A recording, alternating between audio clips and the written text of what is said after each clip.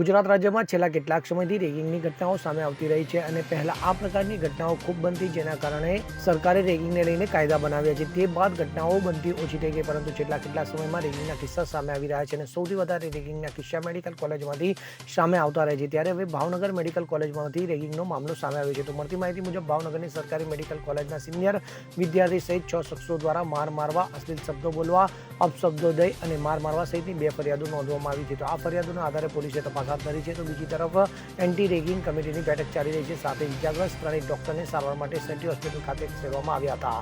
તો મેડિકલના વિદ્યાર્થીઓ દ્વારા મેડિકલ કોલેજના ડીનને લેખિત પત્ર લખી ન્યાયની માંગ કરવામાં આવી છે. તો સમગ્ર ઘટનાને પગલે નીલમબાગ પોલીસ દ્વારા વધુ તપાસ હાથ ધરવામાં આવી છે. Bureau report CN24 news.